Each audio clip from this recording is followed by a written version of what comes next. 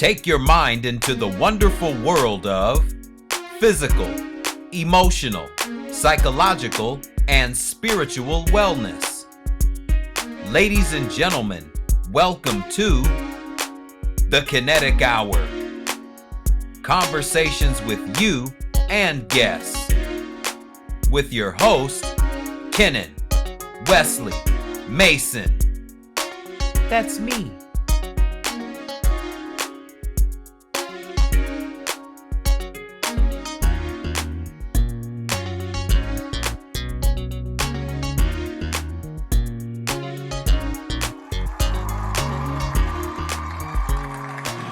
So hats off to her. The next person I'm going to highlight here, and he's not in the medical field or in the health field whatsoever. I'm going to highlight one Frederick McKinley Jones. Frederick McKinley Jones, industrial engineer. And this is great. I'm going to read this. Actually, I'll just put this right here so I can read. This one's great. Frederick McKinley Jones. And again, all these are short passages. Frederick McKinley Jones, industrial engineer. And I'm going to bring his page up right now. And there he is right there. So I'm just going to read his brief story here. Frederick McKinley Jones, let me come over here so I'm into the mic. Frederick McKinley Jones had more than 20 patents for inventions he created during his lifetime. His two most notable inventions were the first automatic refrigeration system and a ticket dispensing machine for movie houses. Although Frederick only got as far as the 8th grade, he was extremely bright and inventive. Orphaned at the age of 10, he lived in the home of a priest in Covington, Kentucky, until he was 16. Then he left to make his own way in life. He held a number of odd jobs, including working as a mechanic for an auto shop. He enjoyed working on engines and mastering the inner working of intricate machines. In 1917, near the end of World War I, Frederick joined the United States Army. There, he learned about electrical wiring. Following his stint in the Army, Frederick moved to Minnesota, where he was offered a job by Joseph Numero, whose company manufactured motion picture equipment. In 1928, while still working for the company, he invented a ticket dispensing machine. He received a patent for another version of the machine in 1939. For many years, companies that transported perishable food to different parts of the country lost a lot of money. They lost money because the ice that was used to keep the food cool would often melt before reaching its destination. Frederick took up the challenge of finding a solution to the problem. For several weeks or for several years, Frederick worked to find an answer. He immersed himself in books about refrigeration. Finally, he completed a portable air conditioner for trucks and railway cars and received a patent for it in July 1949. Several weeks later, he received a patent for a portable refrigeration system engine. Frederick's invention was sought by trucking companies, airlines, railroad companies, and grocery stores everywhere. Frederick and Joseph Numero formed a company to manufacture the new refrigeration system. They named it the United States Thermo Control Company. It became a multi-million-dollar business. Frederick made a number of improvements to his original invention, and received patents for them. Because of his invention, perishable food could be transported to all parts of the world. And that's Frederick McKinley Jones, industrial engineer with over 20 patents to his name before the end of his lifetime. 20, more than 20. How about that? Frederick McKinley Jones. So when you see the engines inside these food trucks, or in my case, I worked at the 7-Eleven distribution building during the pandemic. And yeah, I got to see these refrigerated trucks firsthand. And it is amazing how no food has to perish or become perishable or spoil because the ice has melted. So now we can just put a refrigerated engine in the truck, and you can take your foods from here all the way to New York without worrying about the food perishing during its transition, during its transportation from one part of the country to the next, or from one state to the next, right?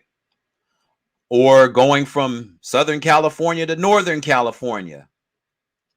Your food and other perishables will be just fine, and they'll get to their destination without any money loss to the food companies or to the grocery stores. So we can thank Frederick McKinley Jones for that.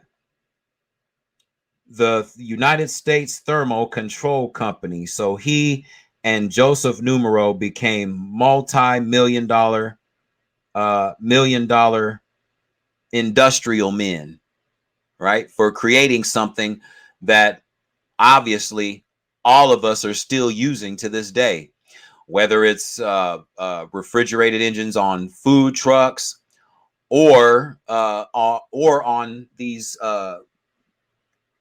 cargo trucks that go on the railroads. So yeah, so all products that have to be refrigerated, they're having their trucks having these engines put on, so the food will stay good until it's whatever its expiration date is.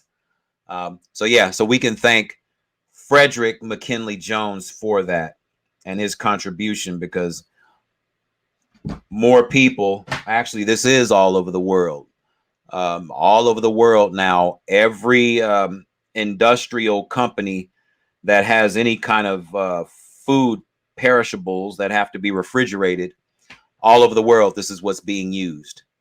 His invention, Frederick McKinley Jones.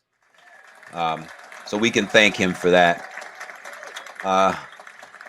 What else is going on? It is Black History Month, and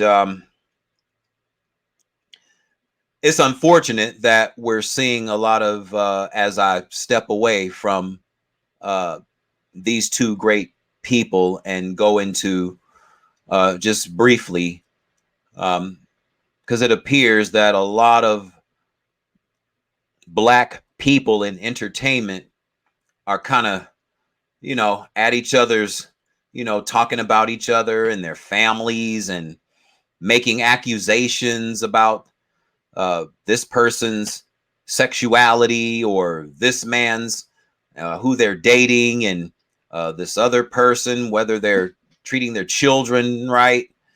And it just seems like there's a lot of bickering and bitterness back and forth with a lot of people in the entertainment industry. Since the year has began, I've noticed that many truths are starting to come to the light. many truths about certain entertainers and certain people in industry or the entertainment industry, and also in politics as well. We see a lot of things coming up in politics. If you've noticed, the Donald, I haven't spoken about him in a while, but the Donald has been ordered by a New York judge to pay almost $400 million back to the state of New York, which is added to the near $100 million that he has to pay to Elizabeth Jean Carroll for defamation and slander. So we're talking between, I think it's $386 million that he has to pay to New York, and I think $83 million that he has to pay to Elizabeth Jean Carroll for defamation of an assault charge that he was found liable for.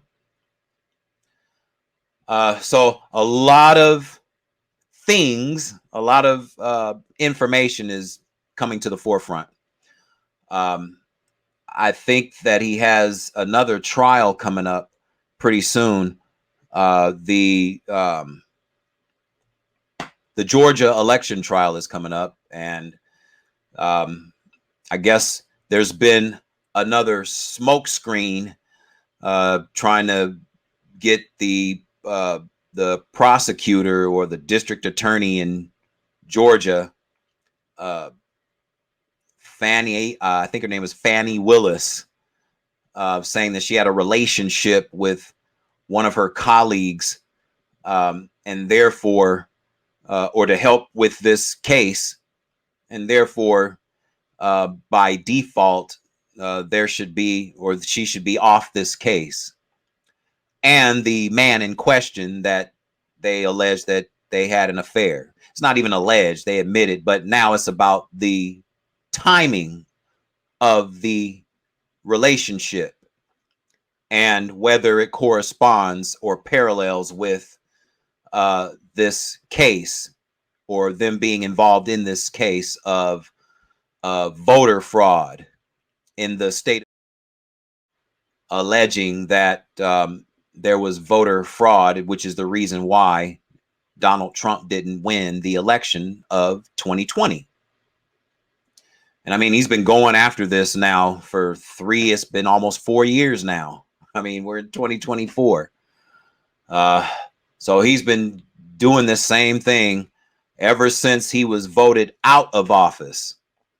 And still to this day, nothing has come about. So we're going to see how all that pans out. But a lot of truths are being brought to the forefront. And if you notice, Donald Trump, as usual, vintage Donald Trump, everybody's wrong except for him, right? Everybody's wrong except for him. I think even Fannie Willis told the people that were trying to do this deposition or whatever they were doing, she told them that I'm not the one on trial here. I'm not the one on trial. So why is all this stuff coming up all of a sudden about me having a relationship with one of my colleagues? And it had nothing to do with this case. Or maybe it did, because I guess possibly this man that's in question, I don't even have his name on me because I wasn't even going to talk about this, but the man in question, I guess he was a last minute person to come on to help out with this case, because some other gentleman decided to not partner with Fannie Willis for whatever reason. He decided to back out. So this other gentleman that's in question, now they're trying to see if this person, if there's a conflict of interest, being that they were in a romantic relationship, and also trying to go after the Donald for trying to overturn an election in the state of Georgia. And I may not have that story exactly straight, but that's kind of the gist of it. And the whole crux of it is that Donald is in a lot, as he likes to say, a lot. He's in a lot of lawsuits right now. And I think his sons have gone on television to do what they do, following in father's footsteps, whine and complain and not take responsibility or accountability for their role in their father's businesses, because they are a part of it. The two sons and their daughter, they're all a part of their father's business and business dealings. And also, the election is coming up pretty soon. So obviously we have his opponent, his Republican opponent, Nimrata.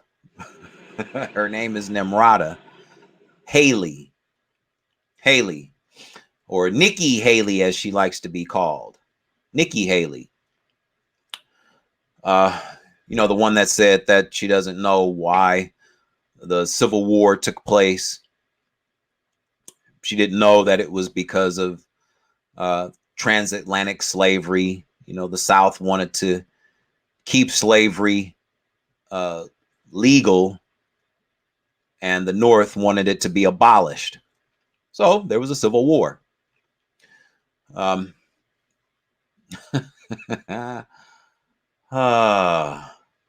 It's amazing how people in this country like to not recognize or acknowledge history, or in the case of some of the former candidates, they would like to rewrite history.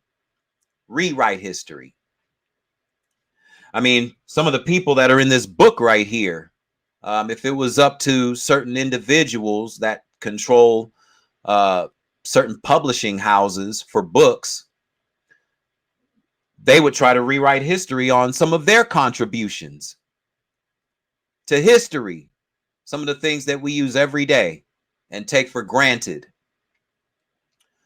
But there are many people in politics that pretend like they have no earthly clue of documented history.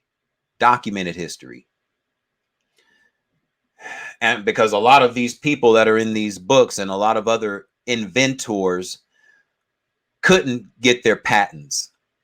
Why? Because they were still considered slaves. So even though they had invented some great technologies of their era, we're talking about 100 to 150 years ago, they weren't allowed to apply for patents because they were still considered slaves.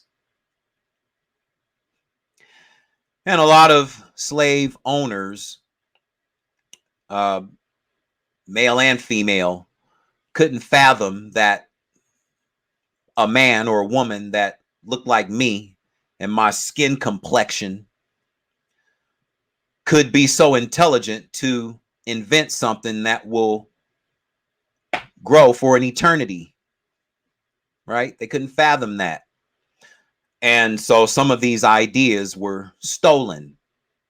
They were just stolen and made to have patents for themselves, the slave owners.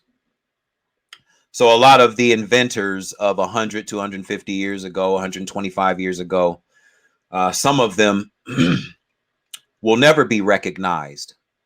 Some of them will never be recognized. And it's unfortunate because the narrative is that Thomas Edison, 10,000 times trying to create the incandescent light bulb. I'm going to talk about Edison and some of the things that he attempted to do to Black inventors that just happened to know more than he did at the time. As great as Thomas Edison was, he was a great individual. So was Nikola Tesla. Great. So was Alexander Graham Bell. They were all great, not taking anything away from them or their contributions.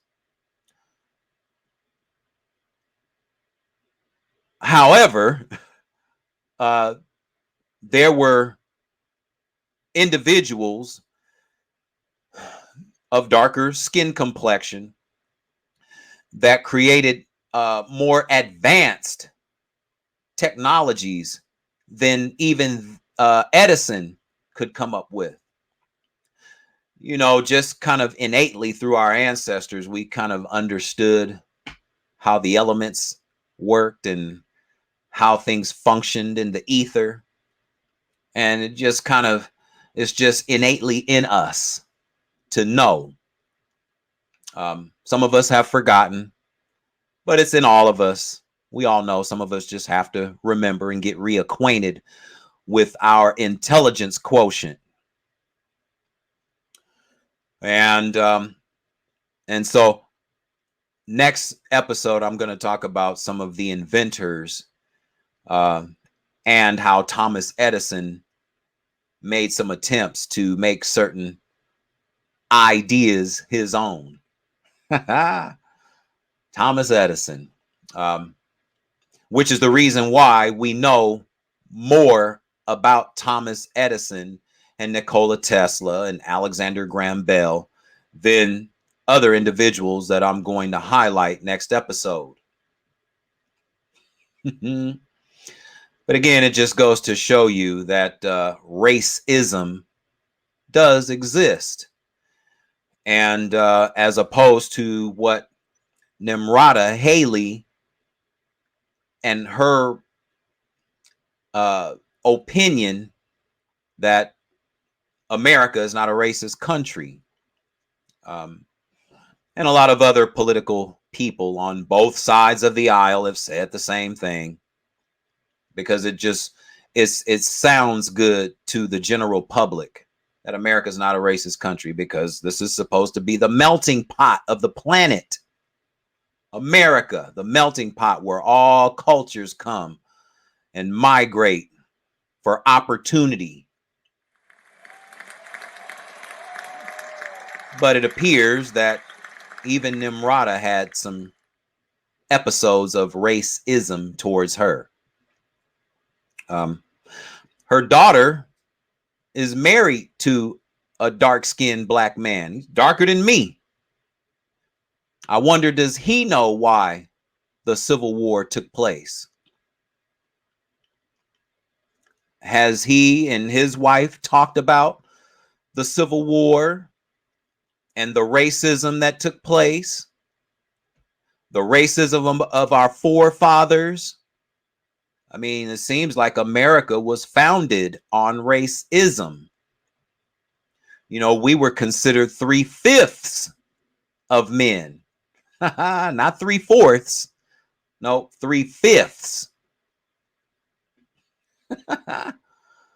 Oh. America. Land of the free, right? Land of the free, home of the brave. And this is Black History Month, where our history is only acknowledged for, in this case, 29 days this year. And for the next 4 years, or for the next 3 years, it will only be recognized 28 days because of leap year. But I always say that Black history needs to be taught. No matter what people may have to say from an adverse position, it doesn't matter.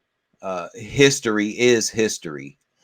And we can't be afraid to acknowledge history, the good, the bad, and the ugly.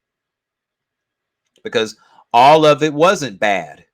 You know, there's some great things that happen in African American history. And then there's some horrible things that happened as well. All of them need to be recognized. And so we can have our rightful place, just like all other cultures that have done great things that we learn about in school. Because the people that I just mentioned and the people that I mentioned last week, only one of them is mentioned mildly in the public school system, and that's Dr. George Washington Carver. But most of the people that are in this book, they're not talked about in the public school system. No, no. Because once you start teaching children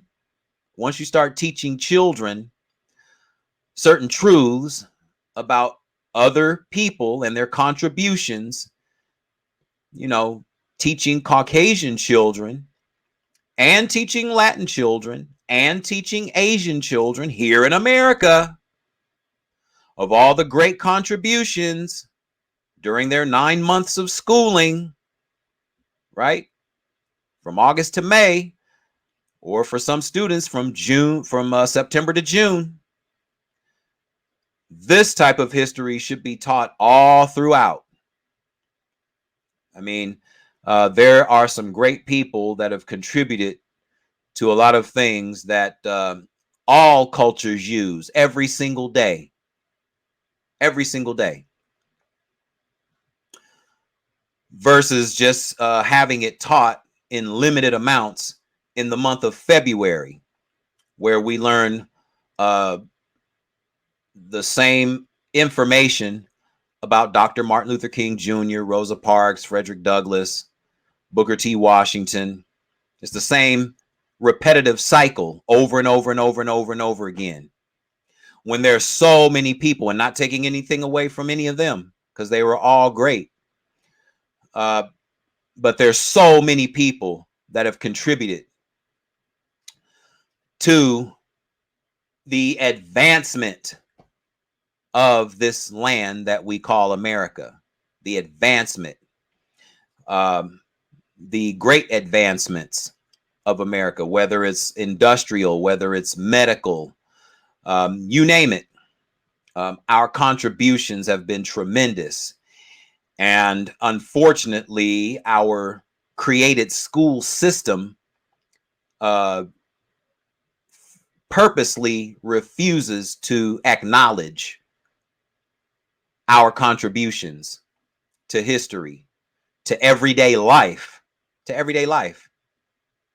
And until that changes, the narrative will stay the same and racism will persist. It just will, because the narrative will never change. The narrative will never change until we start telling other cultures of our great contributions to this land and not trying to rewrite history over and over and over again. And we want to call it critical race theory. Critical race theory, and we don't want that taught in school. Critical race theory, meaning that some critical thinking has to be done now, because the narratives are about to change once and for all. Finally, the narratives, because more students, because America is becoming more culturally diverse now. It's no secret that America is turning brown more and more and more and more and more. Every year, America is becoming darker and darker and darker and darker. Whether it's black and white, whether it's black and Latin, whether it's black and Asian, doesn't matter. America is becoming darker and darker and darker. All the more reason why you have certain people that are in power that don't look like me, wanting the narrative to stay the same, and don't want certain historical facts taught in the school system, which is why the books are written in a certain specific way. the books, and that includes the African American history books. And until this changes, racism will persist. The uglier side of humanity will rear its ugly head continuously. It just will, because the energy isn't changing. Once the energy changes, where we tell truths, right? Tell truths of history, not just the same old repetitive history about George Washington and Abraham Lincoln and Thomas Jefferson, right? We don't even learn about any of the other presidents, right? We don't learn about President McKinley or Garfield or any of these. No, we don't learn about them, or Polk, President Polk. We don't learn about any of these presidents. All we learn is George Washington, Thomas Jefferson, Abe Lincoln. I mean, President's holiday just passed a few days ago. And which presidents are we acknowledging? George Washington, typically, and Abraham Lincoln. Right?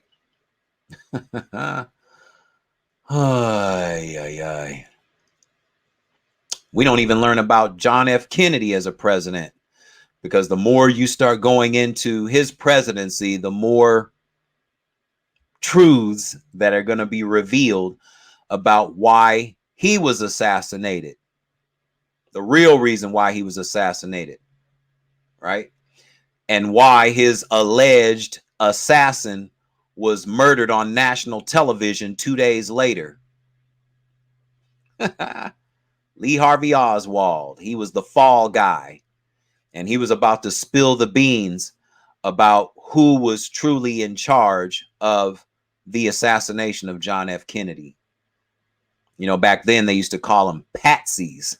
He was a patsy, or in this case, a fall guy, which is the reason why he had to be taken out by Jack Ruby on national television. Oh, history. There was a reason why that type of history had to be played out. Why Martin Luther King, him being taken out, why that history had to be run through, right? Malcolm X, same thing. They had to take him out for various reasons. Can you imagine if Dr. King and Malcolm X and John and Robert Kennedy and all these, quote, leaders in the civil rights field and political field had lived to continue their message? America would be a very different place, I would imagine. But because there are certain people that didn't want policies to change, they wanted to keep them the same, they had to be X'd from the planet. They had to be X'd. And this is why we have what we have today. And we have these two individuals that are running for president.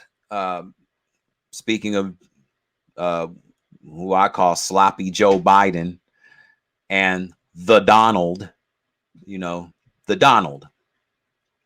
I don't think most of the country don't, I would say that half, if not more than half of the country don't want either of these candidates to be president for a number of reasons that I'm not even going to get into for the sake of time.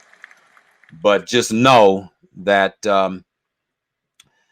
history, we don't need to be afraid of history, or Black history, or African history, or American Africans that have contributed to history.